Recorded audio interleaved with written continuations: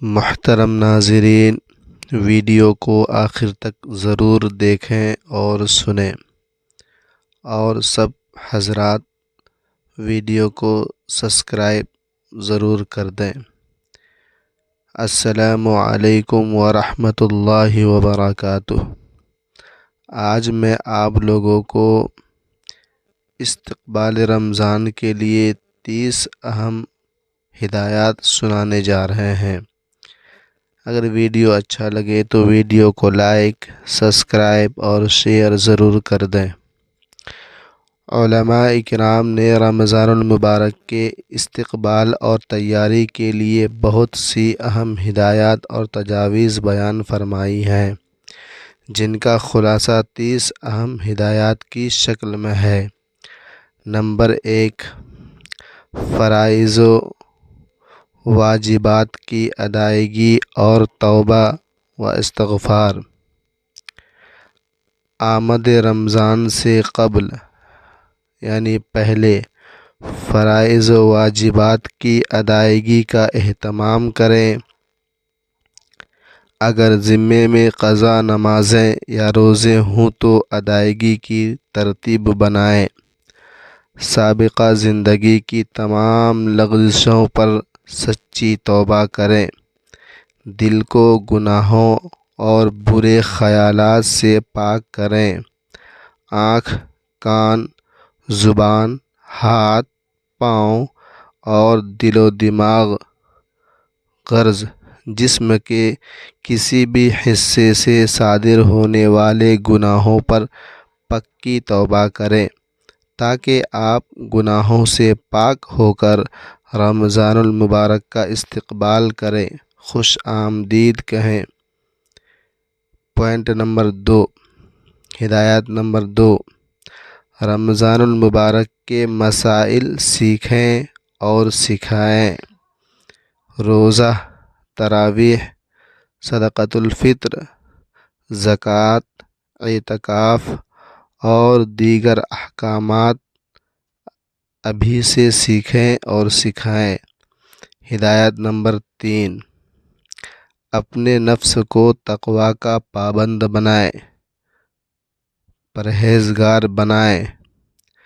اپنے نفس کو ابھی سے تقویٰ کا پابند بنائیں، کیونکہ رمضان المبارک تقویٰ کی عملی تربیت گاہ اور اللہ رب العزت نے رمضان المبارک میں روزوں کی فرضیت کا اہم مقصد تقویٰ و پرہیزگاری کا حصول بتایا ہے۔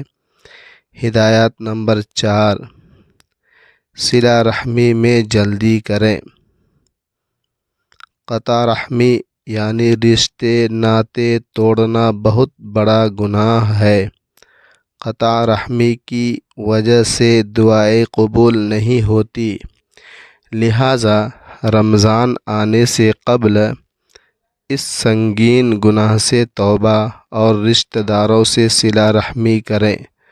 رسول اللہ صلی اللہ علیہ وآلہ وسلم کا ارشاد گرامی ہے، ارشاد کا مفہوم ہے، اصل صلہ رحمی کرنے والا وہ ہے کہ جب اس کے ساتھ قطع رحمی یعنی رشتے ناطے توڑنے کا معاملہ کیا جائے تب بھی وہ صلہ رحمی کرے۔ بخاری شریف۔ ہدایت نمبر 5، دل کو صاف کریں۔ دل صاف کریں۔ ہمارا دل نفرت، جذبہ، انتقام اور حسد کی آگ میں جلتا رہتا ہے۔ دل میں نفرت اور کینہ رکھنے والے کی اللہ تبارک و تعالی اللہ سبحانہ و تعالی مغفرت نہیں فرماتے، لہٰذا رمضان آنے سے قبل اپنے دل کو ان فضول مصروفیات سے فارغ کر کے خالص عبادات کی طرف اسے متوجہ کریں۔ سب کو دل سے معاف کر دیں، کسی کا کینہ اپنے دل میں نہ رکھیں، صحابہ کرام رضوان اللہ علیہم اجمعین نے رسول اللہ صلی اللہ علیہ وسلم سے پوچھا، دل کے صاف ہونے سے کیا مراد ہے؟ آپ صلی اللہ علیہ وآلہ وسلم نے ارشاد فرمایا، وہ متقی اور صاف ستھرا دل جس میں نہ گناہ ہو، نہ بغاوت، نہ ہی اس میں کسی کا کینہ ہو، اور نہ کسی کے بارے میں حسد۔ سنن ابن ماجہ۔ ہدایت نمبر 6، گزشتہ روزوں کی قضا۔ گزشتہ سالوں کے روزے اگر کسی شرعی عذر سے رہ گئے ہوں تو رمضان آنے سے پہلے ان کی قضا کر لیں، تاکہ رمضان شروع ہونے سے پہلے گزشتہ رمضان کے روزوں کا حساب بے باک ہو جائے۔ ہدایت نمبر 7، دعاؤں کا معمول۔ رمضان المبارک دعاؤں کی قبولیت کا مہینہ ہے، لہٰذا ابھی سے اپنے آپ کو لمبی دعاؤں کا عادی بنائیں۔ نیز یہ بھی ضروری ہے کہ رمضان سے قبل نبی اکرم صلی اللہ علیہ وآلہ وسلم سے منقول دعاؤں کے الفاظ زبانی یاد کیے جائیں۔ مسنون الفاظ پر مشتمل دعاؤں میں تاثیر بھی زیادہ ہوتی اور قبولیت کا امکان بھی۔ ہدایت نمبر 8، صدقہ کرنے کی عادت۔ شعبان کے مہینے میں روزانہ کچھ نہ کچھ صدقہ کرنے کی عادت ڈالیں، تاکہ رمضان المبارک میں سخاوت کرنا آسان ہو جائے۔ حضرت ابن عباس رضی اللہ عنہما کے ارشاد کا مفہوم ہے کہ رسول اللہ صلی اللہ علیہ وآلہ وسلم سب لوگوں میں سب سے زیادہ سخی تھے، اور رمضان المبارک میں تو آپ صلی اللہ علیہ وآلہ وسلم کی جود و سخا تیز چلتی، خوشگوار ہوا سے بھی زیادہ ہو جاتی۔ صحیح بخاری۔ ہدایت نمبر 9، کثرت تلاوت کا معمول، یعنی زیادہ تلاوت کرنے کا معمول ہونا چاہیے۔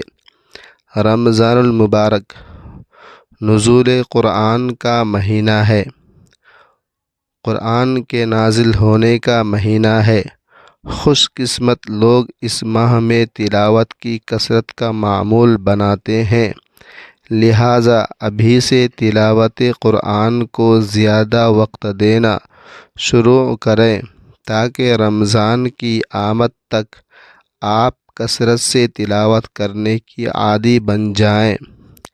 نیز اگر آپ حافظ قرآن ہیں تو ابھی سے قرآن کریم دہرانا شروع کر دیں۔ ہدایت نمبر 10، شب بیداری کی عادت، یعنی رات میں جگنے کی عادت۔ رمضان میں راتوں کی عبادات، تراویح، تہجد وغیرہ کا دورانیہ بڑھ جاتا ہے۔ ان عبادات کو احسن انداز میں، اچھے انداز میں، خوبصورت انداز میں اور بلا تھکاوٹ سر انجام دینے کے لیے ضروری ہے کہ ابھی سے شب بیداری اور نفل عبادات کا اہتمام کریں، اور اپنے بدن کو عبادات کی کثرت کا عادی بنائیں، تاکہ رمضان المبارک کی راتوں میں دقت پیش نہ آئے، پریشانی نہ آئے۔ ہدایت نمبر 11، انٹرنیٹ و سوشل میڈیا سے پرہیز کرنا۔ رمضان میں اوقات کی قدردانی بڑی اہم ہے۔ آج کل انٹرنیٹ و سوشل میڈیا وقت کے ضیاع کا بڑا سبب بن رہے ہیں، لہٰذا رمضان سے قبل، رمضان سے پہلے ان کے استعمال کو ختم یا محدود کرنے کی کوشش کریں۔ امام مالک رحمۃ اللہ علیہ و دیگر اسلاف رحمۃ اللہ علیہ کا تو یہاں تک معمول تھا کہ رمضان آتے ہی علمی مجالس بھی موقوف فرما دیتے اور تلاوت قرآن میں مشغول ہو جاتے، منہمک ہو جاتے۔ ہدایات نمبر 12۔ ٹی وی سے احتراز، ٹی وی سے بچنا چاہیے۔ ٹی وی خرافات کا مجموعہ ہے، لہٰذا رمضان کی آمد سے پہلے اس سے جان چھڑانے کی کوشش کریں۔ ٹی وی پر رمضان نشریات کے نام پر اکثر پروگرام غیر شرعی اور مخلوط ہیں۔ ایک آدھ دینی پروگرام درست بھی ہو تو اسے بنیاد بنا کر ٹی وی کے سامنے وقت ضائع کرنا ہوش مندی نہیں، کیونکہ دینی پروگرامز کے دوران اشتہارات میں موسیقی اور نامحرم عورتیں رمضان کی روحانیت ختم کرنے کے لیے کافی ہے۔ ہدایات نمبر 13۔ رمضان سے پہلے خریداری کر لیں، خرید و فروخت کر لیں۔ رمضان عبادت کا مہینہ ہے، شاپنگ و خریداری کا نہیں۔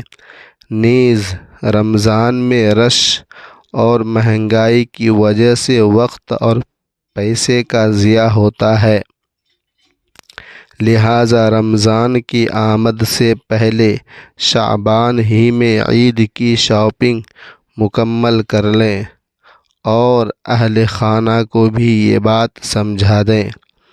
ہدایات نمبر 14۔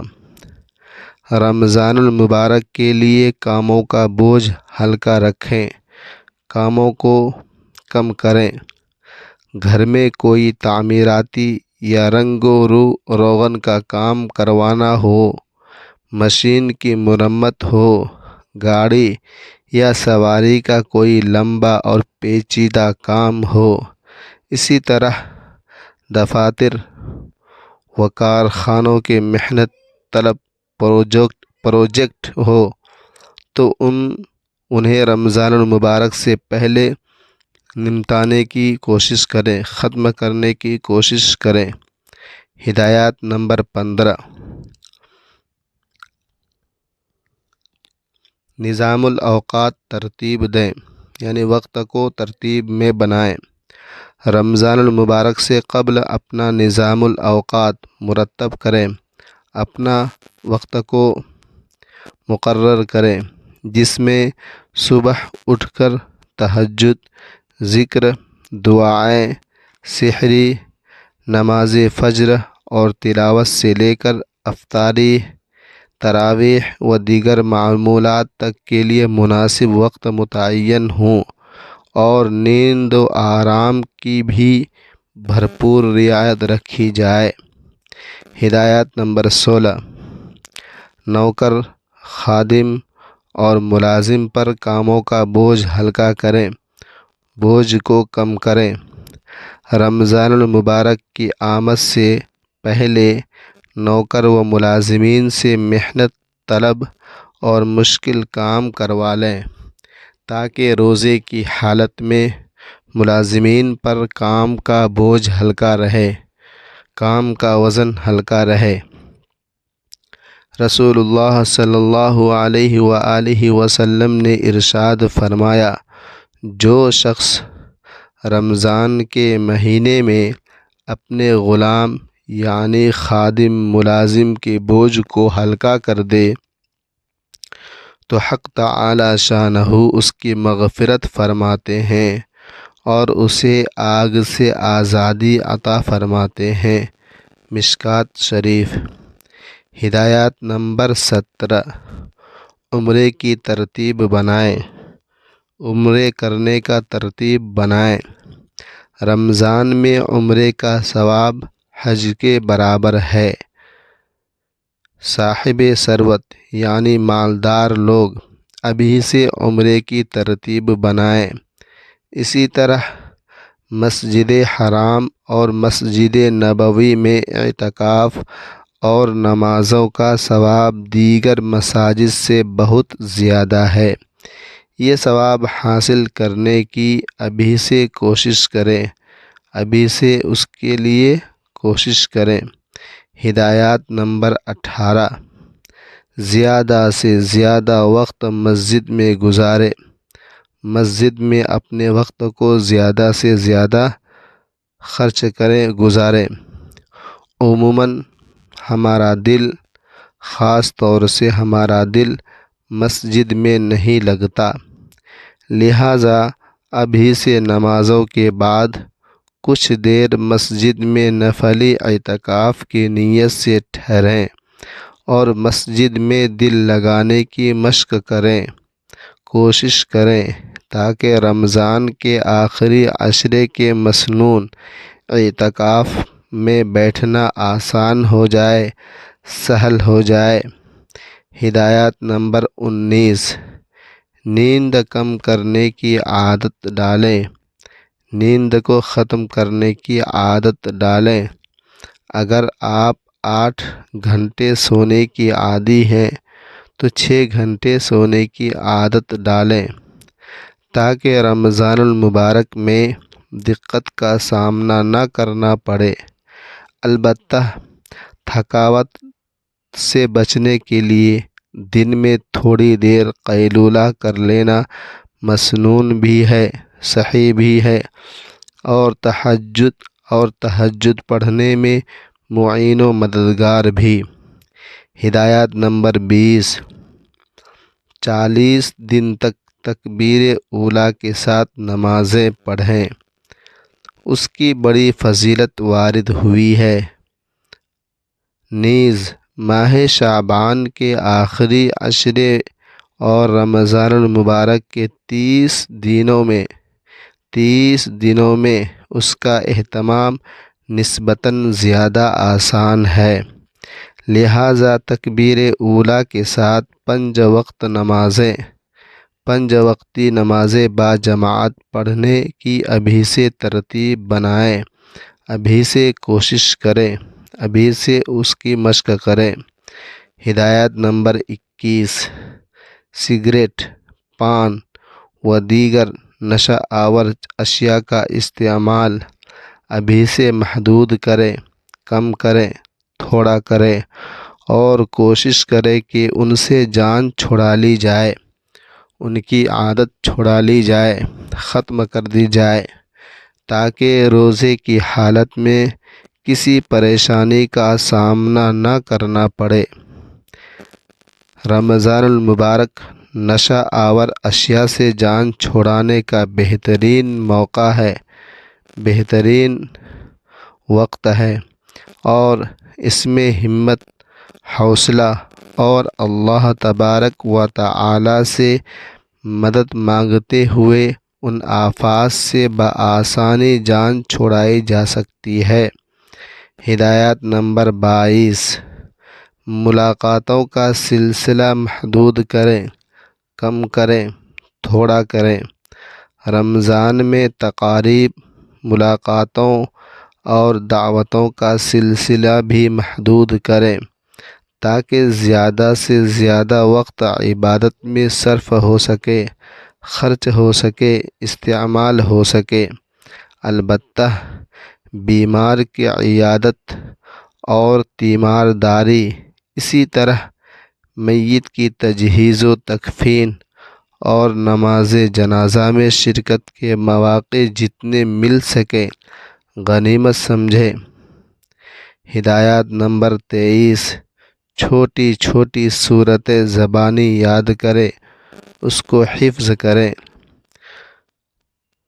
قرآن کریم کی چھوٹی چھوٹی سورتیں ابھی سے یاد کرنا شروع کر دیں، اس کو حفظ کرنا شروع کر دیں، اس کا مشق کرنا شروع کر دیں تاکہ نوافل اور تہجد میں انہیں پڑھا جا سکے۔ عام طور پر صرف 1 یا 2 سورتیں یاد ہوتی ہیں اور انہی کو بار بار دہرایا جاتا ہے جو مثالی طرز عمل نہیں۔ ہدایت نمبر 24، بچوں کو روزے کی عادت ڈالیں۔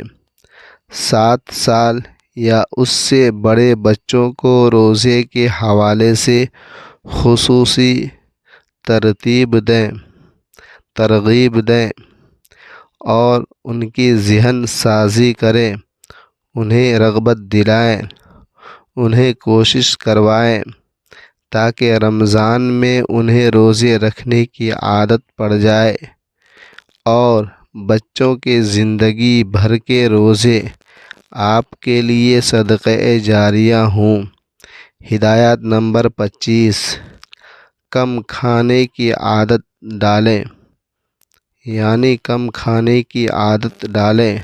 شعبان میں کھانے کی مقدار خاص تناسب سے کم کریں۔ غذا میں سبزی، پھل اور کھجور کا استعمال زیادہ رکھیں تاکہ صحت و توانائی برقرار رہے اور رمضان تک آپ کم کھانے کے عادی بن جائیں۔ نیز زیادہ کھانے کا بوجھ، بدہضمی اور سستی عبادات میں رکاوٹ نہ بنے۔ ہدایت نمبر 26، اس رمضان کو گزشتہ سے ممتاز کریں، گزشتہ رمضان سے اس رمضان کو بہتر بنائیں۔ کسی ایسی عبادت کی ترتیب بنائیں جو آپ کے نامہ اعمال میں اس رمضان کو گزشتہ رمضانوں سے ممتاز کر دے۔ مثلاً 30واں پارہ زبانی یاد کر لیں یا سورہ رحمان، سورہ یاسین، سورہ ملک، سورہ الف لام سجدہ زبانی یاد کر لیں، یا کسی یتیم کو ڈھونڈ کر اس کی کفالت کا بندوبست کریں، یا جیلوں میں قید لوگوں کی تعلیم و تربیت کی ترتیب بنائیں، یا پانی کی اشد ضرورت ہو، بہت سخت ضرورت ہو تو ٹیوبویل، کنواں یا ٹھنڈے پانی کا پلانٹ لگوا دیں، یا مساجد و مدارس کے ساتھ پرخلوص تعاون کریں، یا مستحق طلباء کے لیے فیسوں اور یونیفارم وغیرہ کا بندوبست کریں، یا کسی غریب لڑکی کی رخصتی کے اخراجات کا بندوبست کریں، رخصتی کے خرچ کا بندوبست کریں، وغیرہ وغیرہ۔ ہدایت نمبر 27، ماہ شعبان کی تاریخیں یاد رکھیں۔ رسول اللہ صلی اللہ علیہ وآلہ وسلم شعبان کی تاریخیں یاد رکھنے کا بہت زیادہ اہتمام فرماتے تھے۔ ایک موقع پر آپ صلی اللہ علیہ وآلہ وسلم نے ارشاد فرمایا، رمضان کے لیے شعبان کے چاند گنتے رہو۔ سنن ترمذی۔ ہدایت نمبر 28، مالی حقوق سے متعلق مسائل سیکھیں۔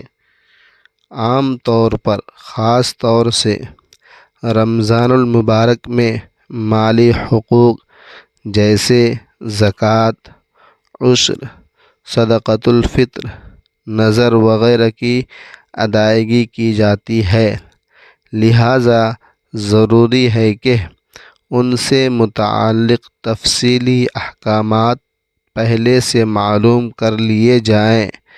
اسی طرح جو مالی حقوق ذمے میں ہوں، جیسے بیوی کا مہر یا کسی کا قرض وغیرہ، اور ادا کرنے کی صلاحیت بھی ہو تو رمضان سے پہلے ادا کر لیں، اسے دے دیں۔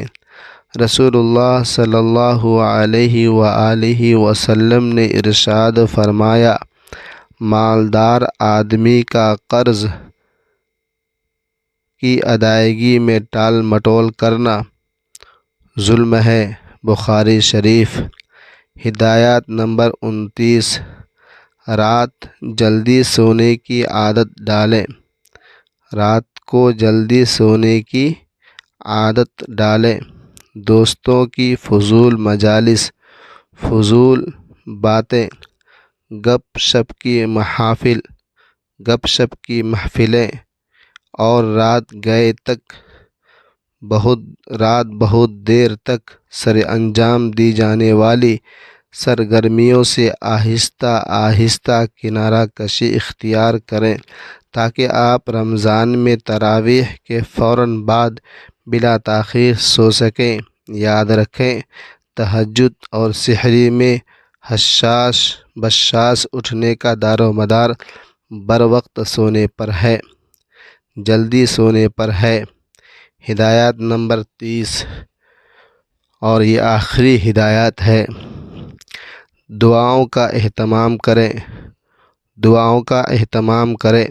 رمضان المبارک کی تیاری کے حوالے سے درجہ بالا ہدایات و تجاویز پر عمل پیرا ہونے کے ساتھ ساتھ اللہ سبحانہ و تعالی سے رمضان المبارک کی روحانیت و برکات کے حصول کے لیے خصوصی دعائیں مانگیں۔ بالخصوص اس دعا کا اہتمام فرمائیں: اللہم بلغنا رمضان، اللہم بلغنا رمضان، اللہم بلغنا رمضان۔ محترم ناظرین، ثواب کی نیت سے زیادہ اس ویڈیو کو آگے شیئر کریں۔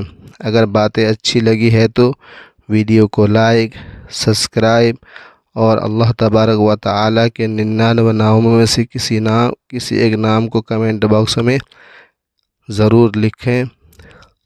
اگلے ویڈیو تک کے لیے مجھے اجازت دیجیے۔ خدا حافظ، خدا حافظ، خدا حافظ، خدا حافظ۔